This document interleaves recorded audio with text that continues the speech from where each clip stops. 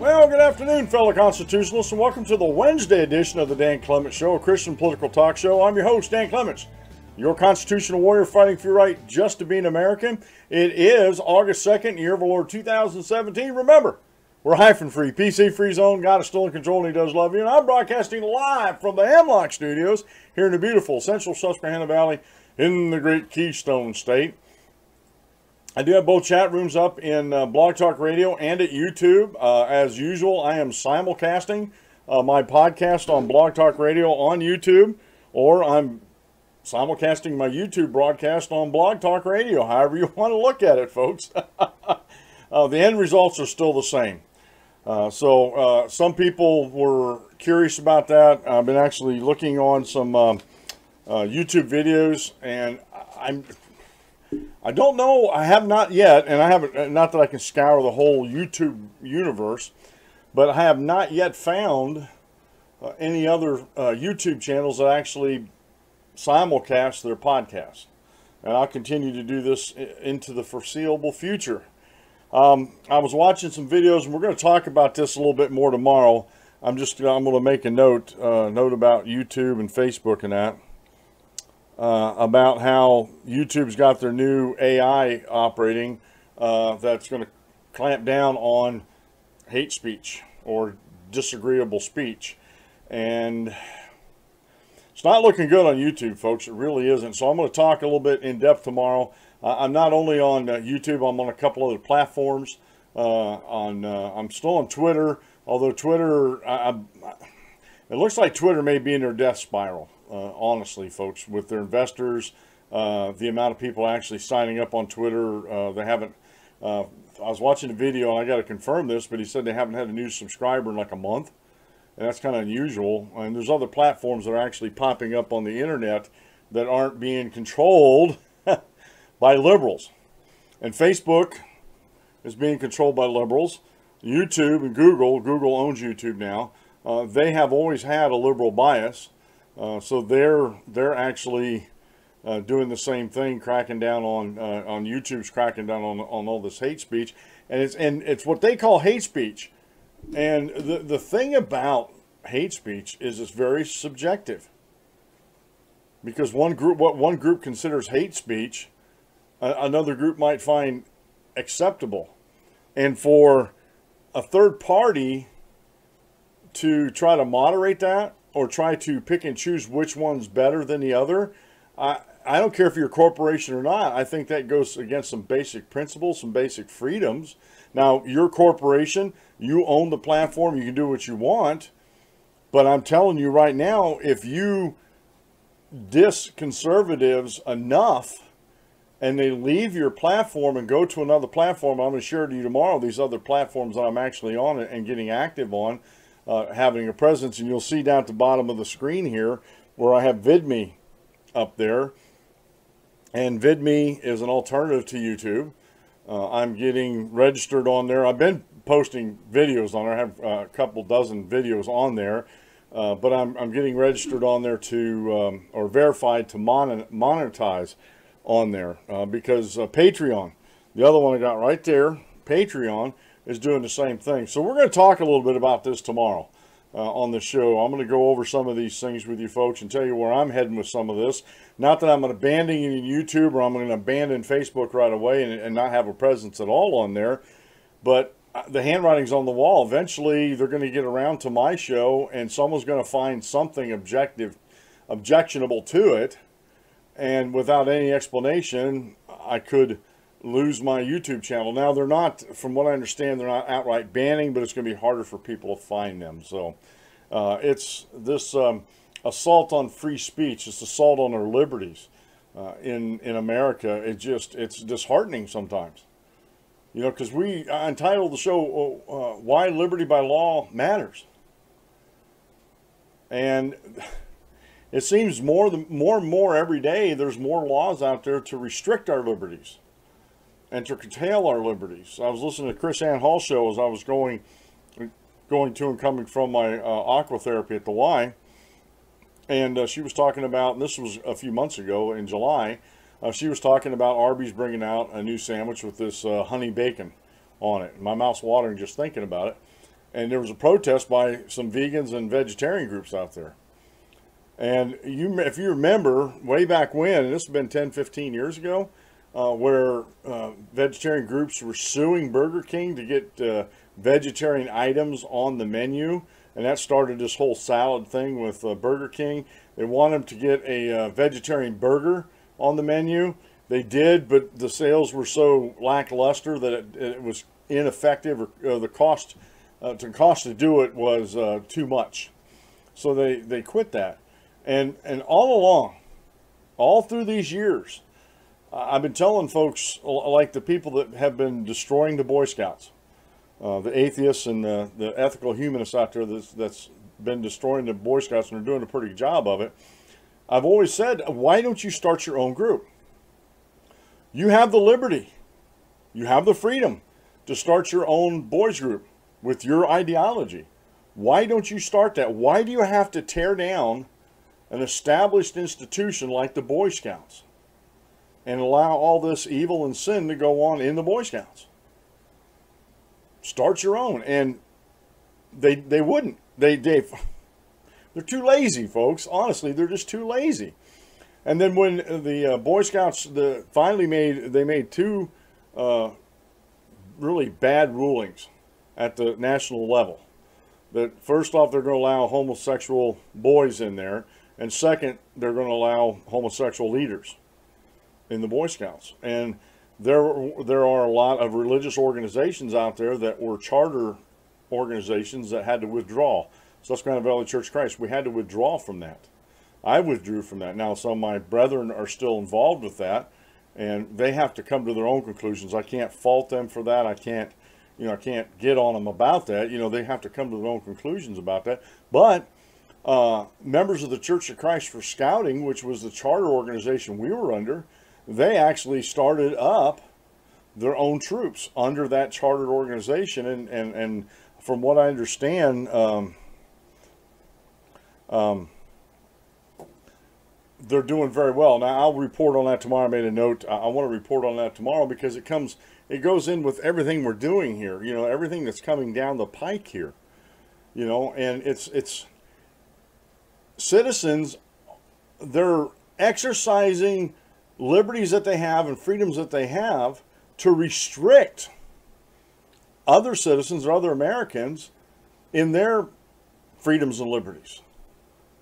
I always thought that the Boy Scouts, because they were a private organization, that they could make the rules up for themselves. And if you didn't like it, like I said, go start something else. And I think they're at liberty to do so. And they should have been afforded the freedom. They should have been allowed to carry out their initial charter, as it were. And I don't know, I'll look this up as I'm doing some research on the Members Church of Christ and Scouting. We actually had a religious emblem badge that you could get, and I'm not sure if they've pulled that from the Boy Scouts of America or not. I don't know. And I know the Boy Scouts of America are really hurting in their membership for their boys, and because there's still a lot of people out there that do not like anti-freedom, progressive, or regressive, progressive ideas shoved down their throat. And they don't like things changed. There was nothing wrong with the Boy Scouts the way they were. Nothing at all.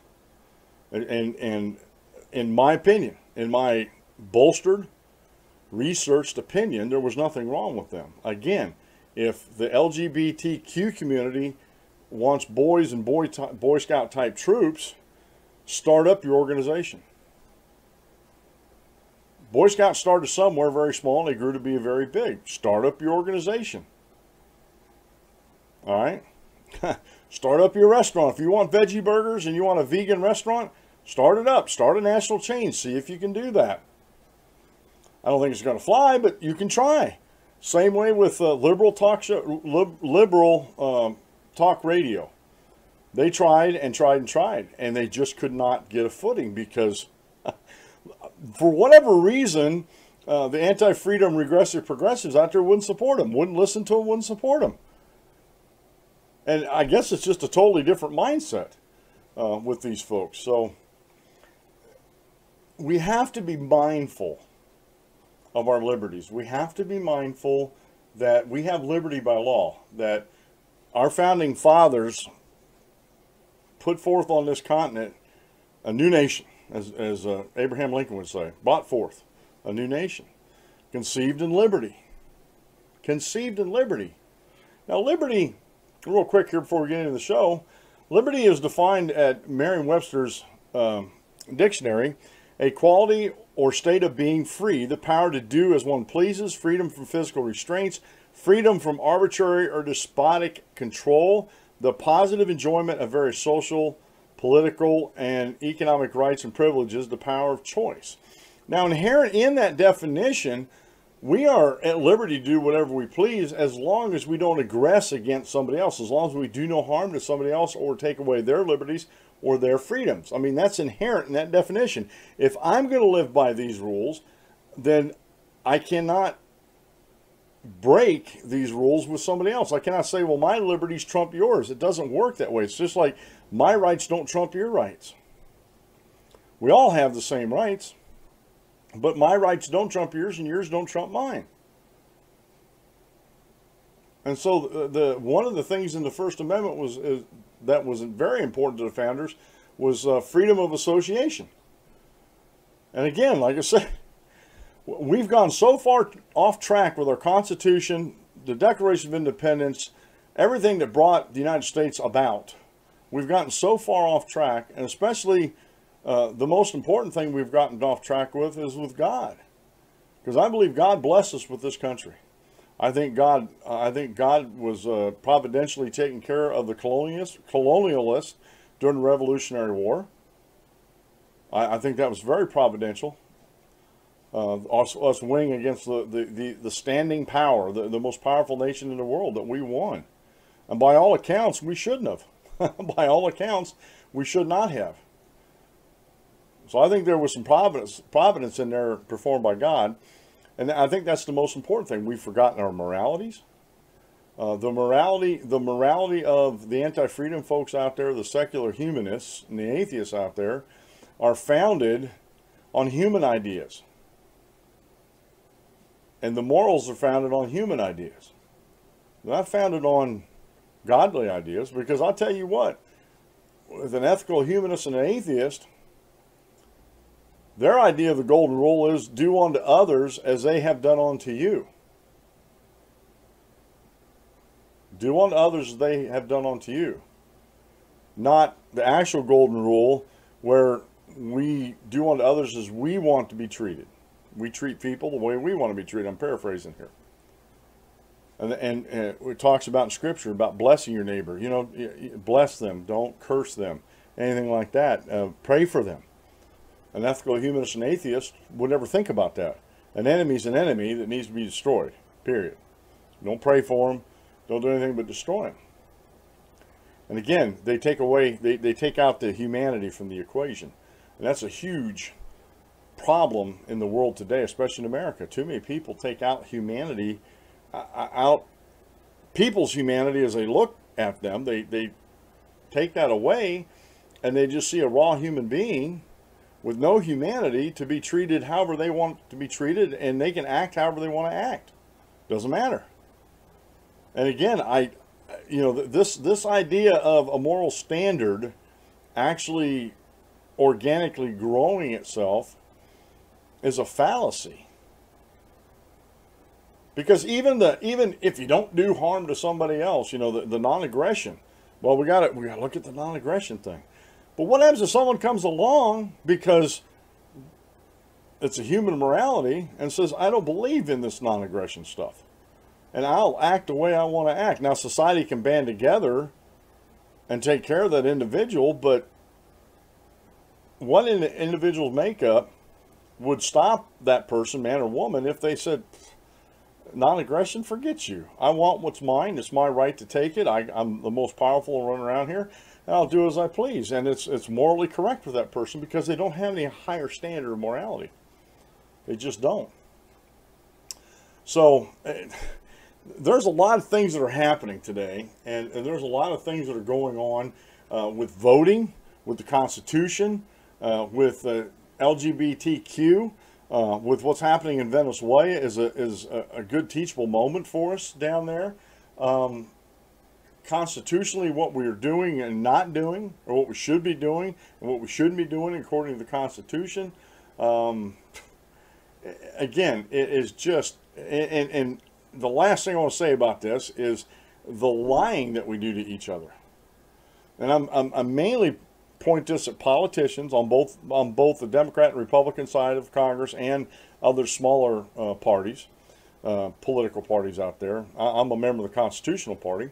I'm not saying that we're not, there's nobody that lies about anything in the Constitution Party. That'd be foolish to say that. However, it's not in the nature of the Constitution Party to lie to folks. It's not their habit. Like in the Democrat and Republican Party, it's their habit to lie to folks. It really is. Now they may say, well, we're talking about this part or this aspect of it, and we actually leave that out over here, because what they leave out, and I got a story about this, what a politician leaves out may be crucial to the whole argument. But if they don't share it with their constituents so they can make a decision, a lie by omission is still a lie. You see what I'm saying? So we have some difficult hurdles to jump over in the United States today. We really do. And we're not going to get there. We're not going to get there by sitting on our hands. We're not going to get there by not doing some of our own research. And we're not going to get there by lying to one another and spreading falsehoods. And that's why the lamestream media I had an article by Vanity Fair of all people, New York Times and Washington Post. Their biggest problem is no one believes them anymore. And that is a huge problem. If you're a news agency and no one believes what you're saying anymore, how can you be effective? And you know how long it's going to take to get that trust back?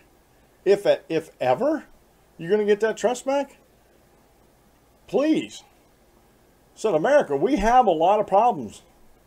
Folks, we need to roll up our sleeves and get out there and get busy. The anti-freedom folks are very busy and active out there. We need not sit on the sidelines. We need to actually get involved. That's why I'm involved with the Convention of the States Project. That's why I left the Republican Party and went with the Constitution Party, because I think they more align with my values, my Christian sensibilities, as it were, and my constitutional sensibilities. And so we're going to talk about a lot of different things today, but it's under this one theme about why liberty by law matters. If our liberty is not protected by law, then all we're going to have is lawlessness.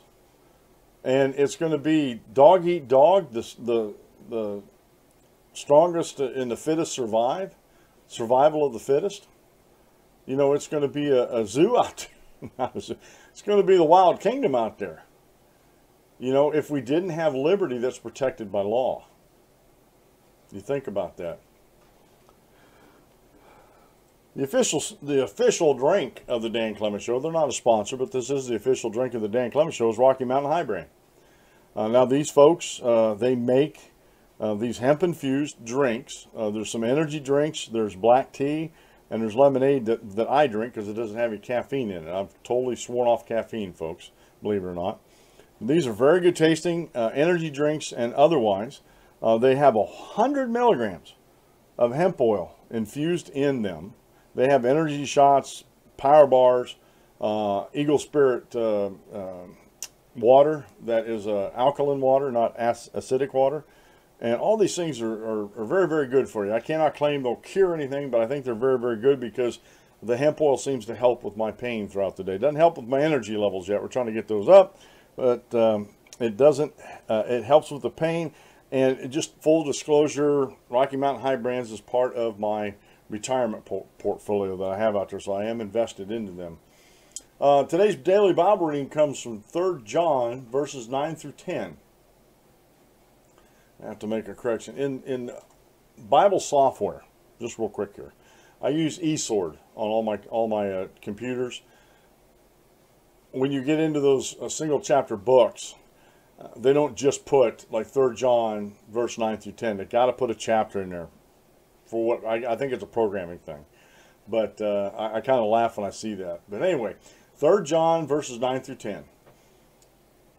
I wrote to the church, but Diotrephes, who loves to have the preeminence among them, did not receive us. Therefore, if I come, I will call to mind his deeds, which he does, parting against us with malicious words, prating against us with malicious words, and not content with that, he himself does not receive the brethren and forbids those who wish to, putting them out of the church. So we have an example of an individual, Diotrephes, in a local congregation there, and John's warning him.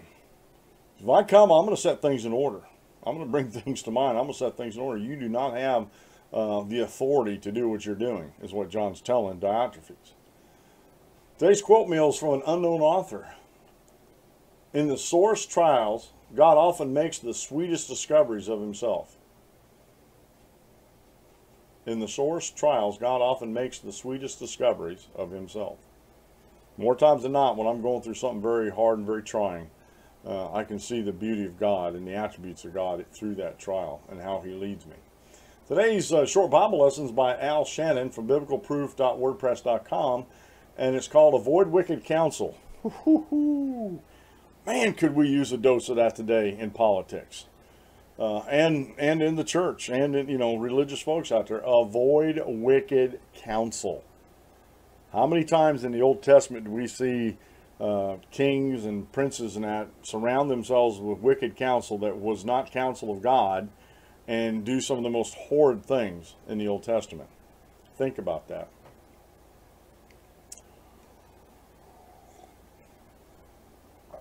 I wanted to try to get to this yesterday, but I didn't. I got about 3 articles I want to get to that I haven't got to over the past 2 days, and I really wanted to get those, talk about them a little bit with you.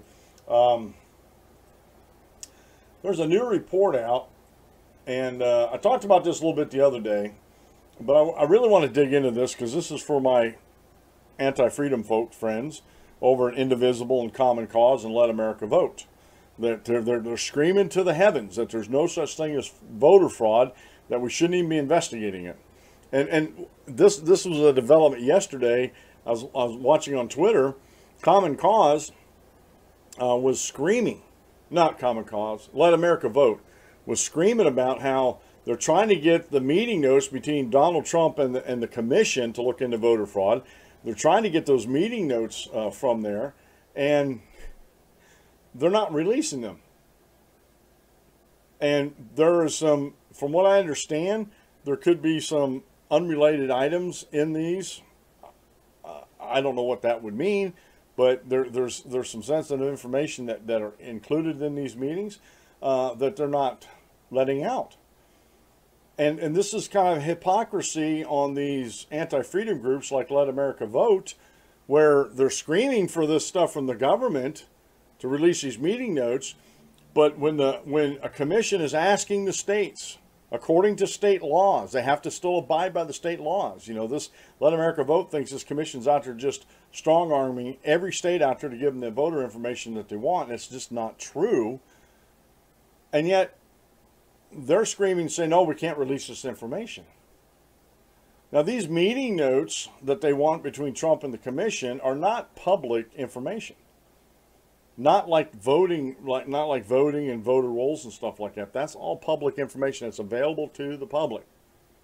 There's a huge difference there.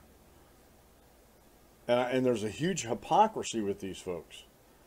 They're screaming that this public information that's accessible by any citizen, any legal citizen in the United States, and especially in those states, can be accessed. But they're screaming to have that not put out.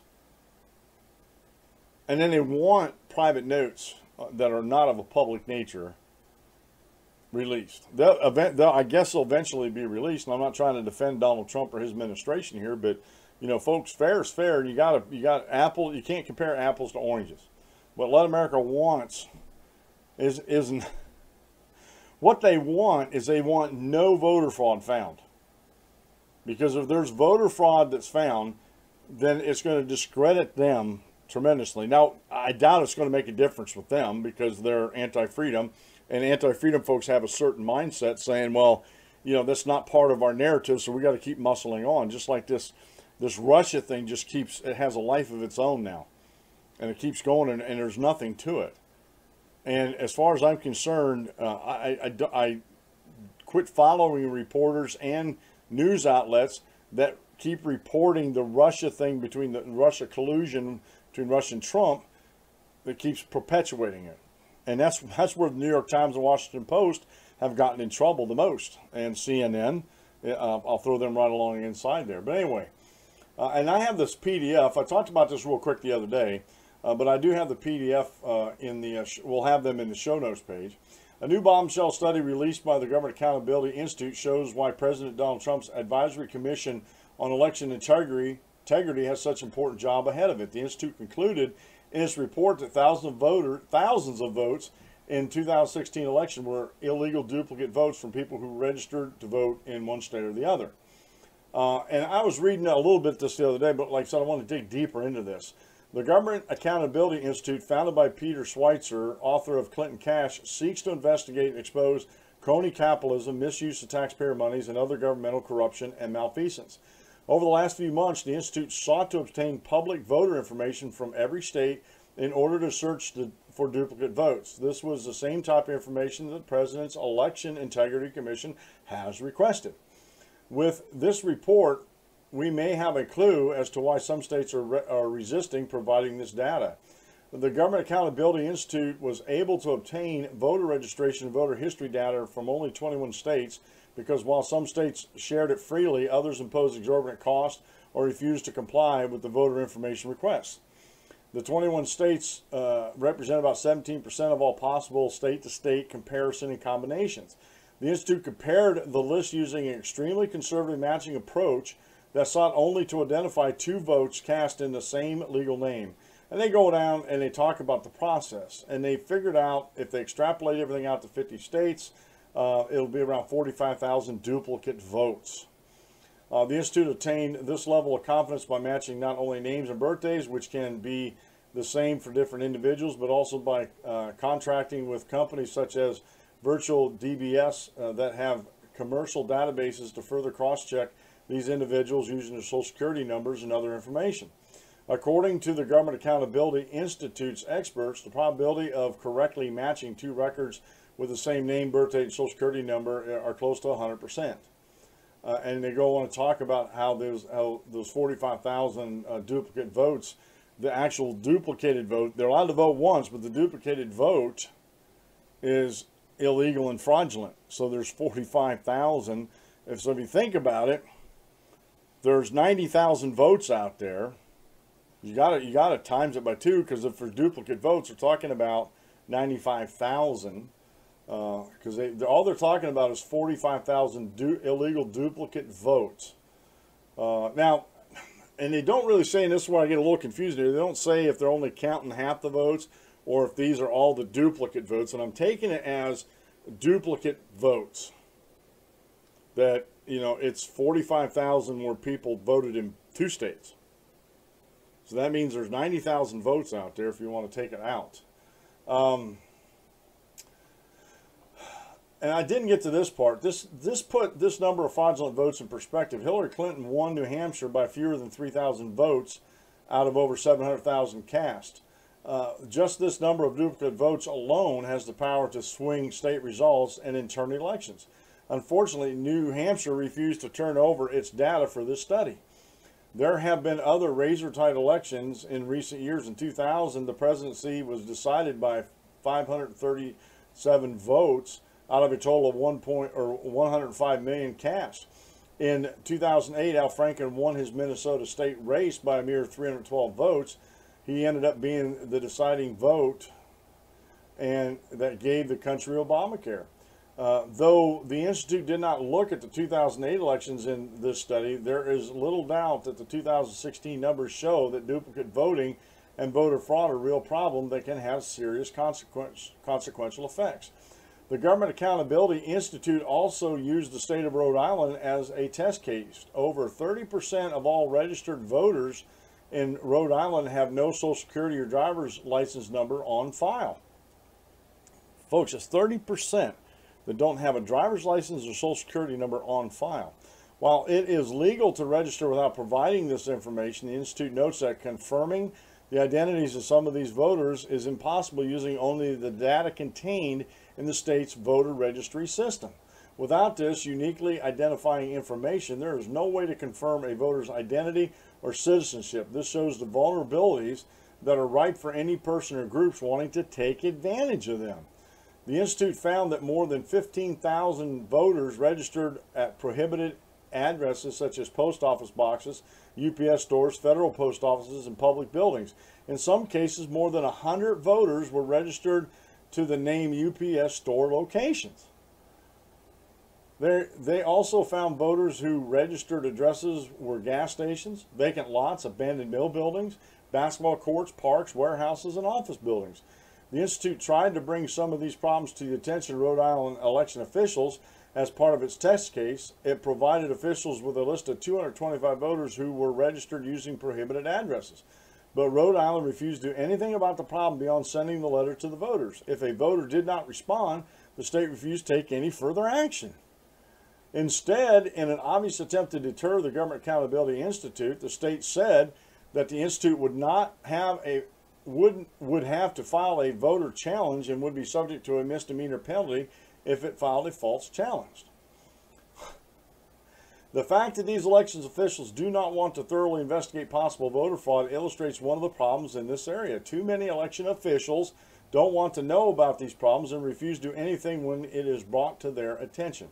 The Government Accountability Institute points out that the quality of the voter registration data in some states is very poor, with missing and obviously incorrect information. The Institute found 45,880 votes cast by individuals whose dates of birth were more than 115 years before the election.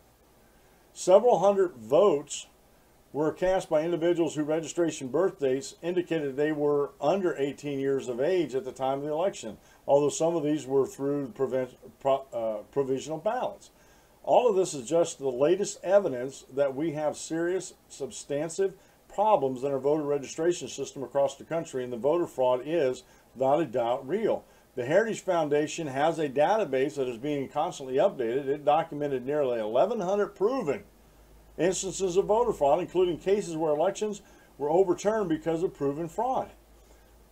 This kind of work, which the Government Accountability Institute has done, will be invaluable to the Election Integrity Commission as it researches the registration and voting process and looks for ways to fix the vulnerabilities and security problems, enhance our democratic process, and make sure every eligible American votes and is not disenfranchised by illegal votes. Election integrity and public confidence in the election process are fundamental to preserving our democratic republic. And I hate that word. Sorry, folks, I said that. I'm going to shoot him an email. We are not a democratic republic. We are a representative constitutional republic. And these guys need to get their heads out of their nether regions, I'm telling you, by saying that. And these guys over at Daily Signal, the editors should know better on this, really. So I'm going to shoot an email off, I guess. I probably won't get a response, but I'll still shoot it off anyway. And it amazes me, folks, how these George Soros-backed groups like Let America Vote get away with saying and lying to the American people that there is no voter fraud when here is clear evidence of voter fraud. But it doesn't. It's outside their narrative bubble. And as long as it's outside their narrative bubble, they're not going to listen to it. And so we the people who are outside that bubble need to push for these things. This is why this commission is so important, to bring this to light. And I know the lamestream media is not going to do anything to help bring this to light. And that's why the new Main Street media has to do it, and is doing a pretty good job of it. I have the story by Alan West. I thought this was very, very good. Alan West, how differently would senators act without the 17th Amendment? And he posted this on July 31st.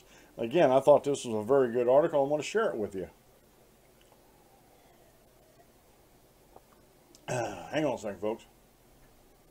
You know, if you sit and read the entire Declaration of Independence, the Federalist Papers, and the Constitution, you'll come to realize how truly brilliant the Founding Fathers were. Today, we have an academic elite that sees them only through the lens of identity politics. Often they perceive them as old slave-owning white men. But when you lucidly examine what they did, you'll see, as Ben Franklin said, they gave us a republic, if we can keep it.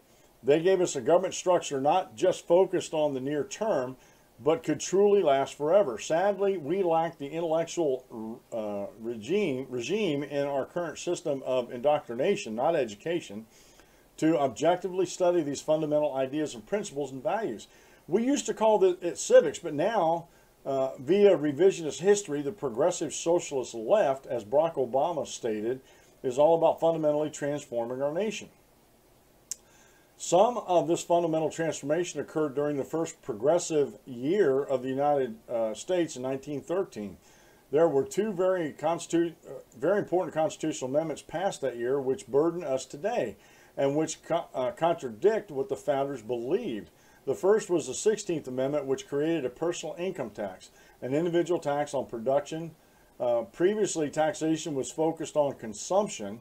Even still, the individual income tax was to have been temporary and the rates and levels were not to be increased. However, remember that one of Karl Marx's tenets in his Communist Manifesto was the importance of creating a progressive tax system. Look at where we are today as the federal government has come to realize the tax code can be used as a weapon as well as an enabler for government expansion. Always remember, Obamacare was a major tax increase comprised of 20 new taxes and a massive wealth transfer and redistribution scheme. Colonel West is actually putting this mildly. Besides Social Security, Obamacare has been one of the biggest Ponzi schemes in the history of the United States. And so it was that our own U.S. Senate, controlled by Republicans, could not live up to their 7-year stated objective of repealing this onerous Obamacare taxes. As a matter of fact, they resorted to some silly crap calling it a skinny bill, leaving many of the Obamacare taxes in place. And thanks to 3 Republicans that failed as well, and now Senate Majority Leader Mitch McConnell says that that's it. They're done. They're finished with reforming healthcare in America. Obamacare stays, Medicaid for all, and greater taxation, including the individual mandate. Now, we're supposed to believe that the GOP can do something about tax reform. At least we have the Speaker of the House, Paul Ryan, who finally threw in the towel on the absurd concept of a border adjustment tax. Boy, has that 16th Amendment screwed us all up. But can the GOP actually reform our tax system? Heck, even under budget reconciliation rules, they couldn't repeal the taxes of Obamacare.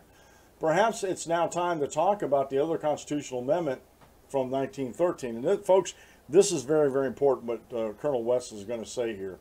The 17th Amendment, Governor Mike Huckabee has already said the same via Twitter. Doggone, everyone is tweeting these days. If you haven't been a student of civics, well, the 17th Amendment changed the way U.S. senators were elected. The Founding Fathers, in their utter brilliance, had varied the means by which we were entitled to elect representatives in America. The House of Representatives, which is referred to as the People's House, is based strictly on population. And if you want to be able to affect a change with the federal government, every 2 years you could do that by popular vote. The presidency, or the head of the executive branch, was determined by popular vote, but there's an electoral college that ensures we have a representative, and he calls it a democracy too. I'm going to have to email, I'm going to do some emailing today. A representative is supposed to be republic, not a pure democracy. I'm going to leave these, like I said, I got to email some folks today. These guys are nuts. It's a big difference. The left went apoplectic in 2016 because Hillary Clinton won the popular vote, but not the presidency. But the founders didn't want heavily populated areas to decide our chief executive, and this was done every 4 years. So New York, Carolina, and major urban areas, you don't get to determine our president. It's with the Senate that the founders had a different vision. It was viewed as the upper legislative chamber, and due to the Connecticut Compromise, each state would have 2 senators. The difference was the founders established that the senators were elected via state legislatures. They believed these individuals with 6-year terms would be responsive to their states. However, a movement began around the turn of the century to allow the people to vote for the senators too. This past 1913, during the first American progressive era, it was then believed that state legislatures were too corrupt to have that responsibility, although now many would say the same thing about our federal legislator, the swamp. Imagine if these GOP senators who blocked the repeal of Obamacare could be recalled by their state legislatures, if they could be subjected to a vote of no confidence and be removed.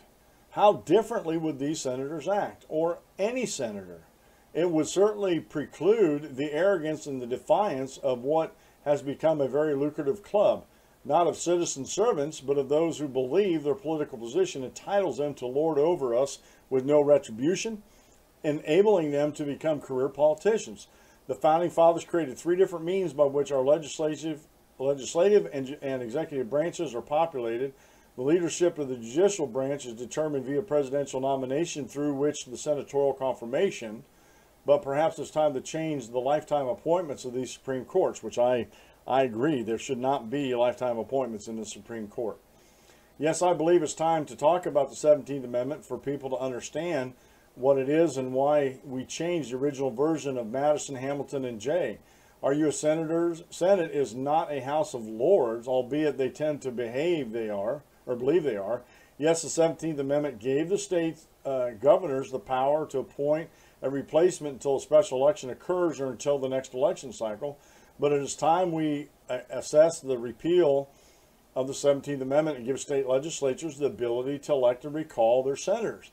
I have just to ask, if the 17th Amendment didn't exist, would Arizona, Maine, Alaska, West Virginia, and a few others be looking to replace their current senators? What do you think?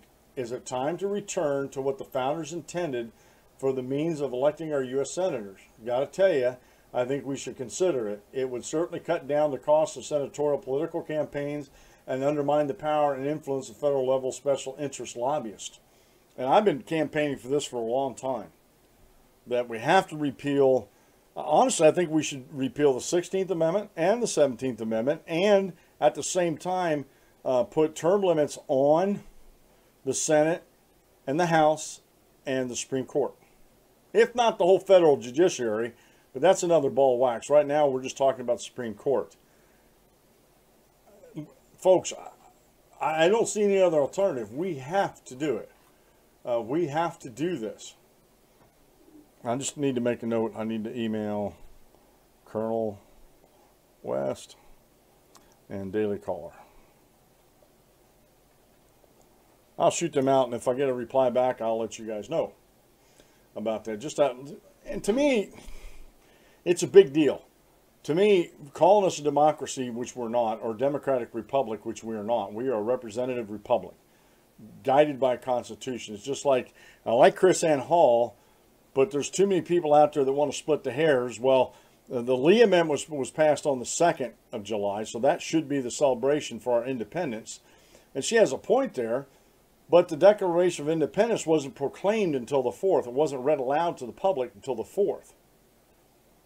And so even though the legislation may have been passed 2 days earlier, I think when the proclamation was made known, it's a proper celebration. If you want to celebrate on the 2nd, fine, go ahead. If you want to celebrate on the 4th, fine. Honestly, I think you're splitting hairs there. I really do. That 2 day period doesn't amount to anything in my mind, but this does. This is the 17th Amendment, getting rid of the 17th Amendment. How would these senators act? As a matter of fact, I would be glad not to have them on my ballot. I would be glad not to have them on my TV, politicking. I would be glad just to go to my local state representative here in Northumberland County, PA, and tell them my preferences on who they should appoint for senator. And basically, and there's many very detailed records on how states used to do that. Some states allowed the governor to appoint the senators, and some states, if they allowed the governor to do it, they had to confirm it, just like we do now with Supreme Court justices and federal nominees to, the executive branch, stuff like that, that are confirmed by the Senate. So as long as they go through, I don't mind if the governor appoints them, as long as the House and the Senate, or whatever mechanism they go by in the state, that they actually confirm that, so there's not just a bunch of rascals going up there. And then they're only there for 12 years total. And that's the amendment that's being put forth in the Convention of the States. Is the term limits would be 12 years, either 12 years in the House, 12 years in the Senate, or a combination of both. After you've served your 12 years, you're done. You can't serve anymore. And I don't care how many good ideas you think you have. You're done. Go home and work in the state then. You know, to get those good ideas constitutionally done at the state level instead of trying to push unconstitutional things at the federal level. Let's see here, how many minutes we got? All right, I still got quite a few. All right, you've been hearing talk all across the country about the $15 minimum wage. Everybody has to, you know, this has to be a living wage for all these entry-level jobs. And I'm telling you right now, if things get more expensive out there at these fast food places because someone hikes up the minimum wage arbitrarily, you're going to see a lot of people not going there to eat. We do that a lot of times, like if my wife has to be at work right after services on Sunday, rather than come all the way home, make a dinner, get everything cleaned up, we'll stop at a fast food restaurant like McDonald's or Burger King or Arby's or Long John Silver's, or sometimes we might stop into a steakhouse like Hoss's Steakhouse here, a local chain, and eat lunch. But we can only do that if the price point stays at a reasonable level. If it doesn't, then my wife's going to have to brown bag it before she goes to work, and then me and my daughter come home and we fix up a meal at home because it's going to be cheaper to do that at home. So I like how people who, these social justice warriors, have no clue about economics. And I like how they talk about, well, these people that work these jobs have to have a living wage. Those jobs were never intended for somebody to support their family on. They just weren't. And if you believe that, then I got some oceanfront property right out back of my house here that I'd like to talk to you about, because I need to unload it real quick. I need some cash, right? I have this article out of the Daily Wire from James Barrett, posted today. Seattle busted. Seattle mayor caught colluding to squash damaging minimum wage report. Colluding to squash. A new report by the Washington Free Beacon blows the lid off of the already highly suspect story of the city of Seattle's two conflicting minimum wage reports. Through a Freedom of Information Act request, WFB, the Free Beacon, has a chance to review emails between Seattle's Democratic Mayor Ed Murray, a bigwig union PR firm, and the supposedly unbiased research team of University of California, Berkeley, headed up by Michael Reich. The Free Beacon found egregious collusions between the three to squash clear evidence that the city's minimum wage policy was hurting workers.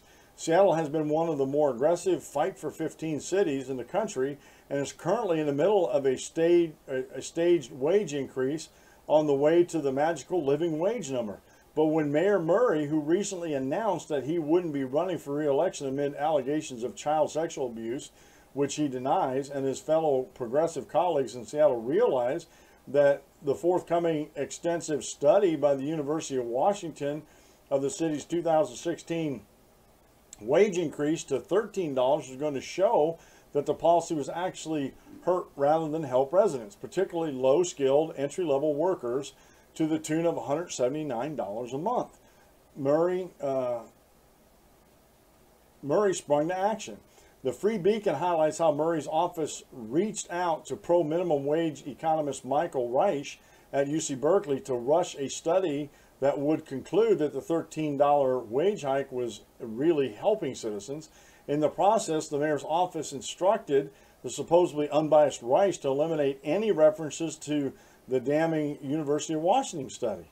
Leave the critique of the UW study until later, Mayor staffer Carlo Calidora Davis said in an email obtained through a public records request from the pro-free market think tank, Employment Policies Institute. The release still calls out the UW study. Don't don't want your positive news to serve as a teaser for the UW study. Reich study compared Seattle's food service economy to a synthetic control group of other Washington state and out-of-state cities as wages increased to $13 an hour in 2016 as part of an ordinance that will eventually raise the minimum wage to $15. It concluded that wages in food services did increase, indicating the policy achieved its goal, and that employment in food services, however, was not affected. As instructed, Reich's paper removed any mention of the findings of the University of Washington study, instead mentioning two different studies from the university from 2016 that found a significant increase in the city wages in 2015, credited by researchers to the wage hike and economic boom enjoyed by the city at that period. I changed the UW references to be about their report from November 2016. Is that okay? Could put them in a paragraph rather than as bullets. Also, or take them out altogether, said Reich's email. Reich's clearly politically motivated, increasingly discredited study, thus not only conveniently concluded the opposite of UW's far more credible analysis, but purged any references to it for fear of giving it more publicity. Free Beacon details how Reich disingenuously praised the UW researchers when he first requested access to their data for his own study, the same study in which he would deliberately undermine those same researchers. And it goes on and on and on, folks. Just like climate change has been one big fat hoax and fabrication, and I told you about a headline with Australia fudging their numbers. Again, we have a mayor and his handlers or his subordinates sending emails to doctor a report, an economic report that has no comparison. It doesn't look like what is actually happening on the ground. And what's happening on the ground in Washington, and the one that really sticks out in my mind, some of these workers that got increased found out that they were receiving less on their welfare. So they asked their employers if they could work less hours so they wouldn't lose their welfare. Now, I thought the whole idea of making these a living wage was that they would get them up there so they wouldn't have to have welfare, so they could live on that $15 an hour.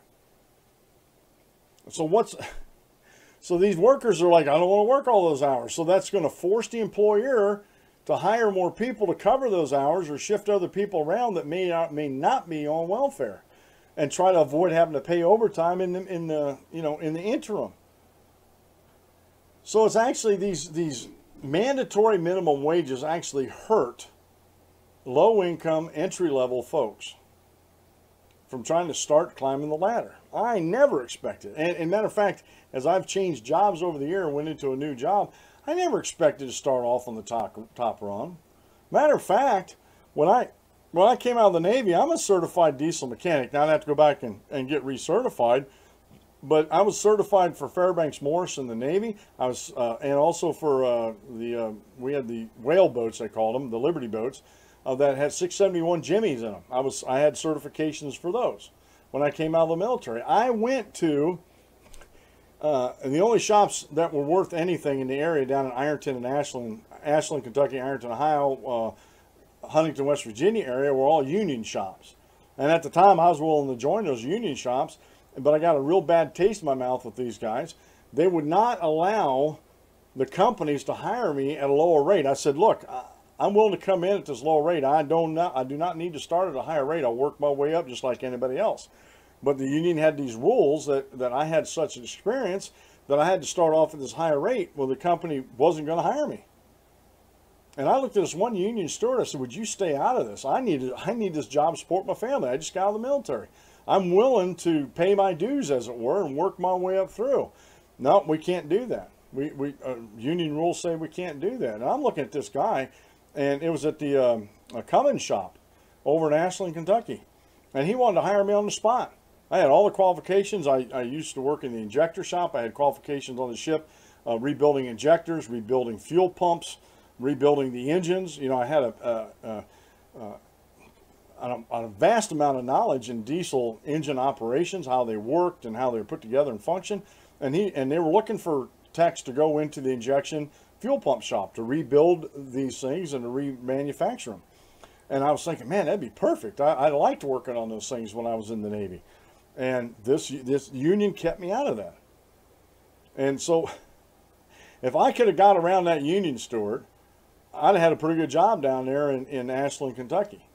Working, and that was the same story I got at every place I applied that had unions. And some of the places I applied, they were paying minimum wage for my skills, and their top wage was only like $1 or $2 above minimum wage. At the time, that had put me at like $8 or $8.50 an hour was their top rate. I'm like, I'm not going to slave for somebody for that with my knowledge and my ability, you know. And the union shops, get this, folks, this was back in 1984 when I got out of the Navy. The union shops for that entry-level job were going to start me off at $15 an hour, and I'd have worked the top rate in that particular department there. It was like $22 or $23 an hour plus benefits. And I was willing to start off $15 an hour back in 1984, you betcha. But I had a skill set. It's not like these burger flippers out there. They don't have a skill set. I flip burgers on the weekend. I used to work in high school in a restaurant. And I wasn't worth $15 an hour, even though I was the head cook of the line before I quit there. I was only there about 2 years, or a year and a half. And I worked my way up on my shift to head cook of the line. And even then, I wasn't worth $15 an hour. I was working maybe, I think it was $1 or $1.50 above minimum wage because of my station, but I had also other responsibilities, and I had to learn a lot of things. Matter of fact, head cook of the line at the restaurant I was at, the manager's first name was Tom. I was expected to know everything in the restaurant. I had to know how to order food, how to receive the food. I had to know how to do the host job. I had to know how to do the waiter, be a waiter. I worked my way up from doing dishes and bussing and stuff like that, but I had to know all these jobs as the head cook. And I was always wondering, what did that have to do with my cooking? But that was his requirements. So these guys, these politicians and that just want to lie to you. They're literally, folks, are trying to take away your liberty. They're trying to take away your liberties, especially business owners. Squashing reports like this only makes them look bad. And it comes out. This is the problem with lies, folks. Eventually they come out. Now the Seattle mayor, he's quitting. Now he has some, I don't know all the allegations there. He's been accused of child abuse, child sex abuse, and I hope he didn't. But if he did, I hope they throw the book at him. But this is just, these anti-freedom folks out there, they cannot allow the truth to get out. If it gets out, then they're toast. And the problem with it getting out is more people will start realizing what the truth is and won't support them anymore. So they're going to have to suppress this stuff. But again, eventually it comes out. And it always does and always will, folks. It always does and always will. Well, that's the music there. It's the end of the show. I have a lot of other stuff I wanted to get to but didn't quite get to it. And we'll talk about some more of these things tomorrow. This has been the Dan Clements Show. I'm your host, Dan Clements, your constitutional warrior. Remember, if you aim at nothing, you hit it every time. Have a great rest of the day and God bless. And we'll see you tomorrow at noon.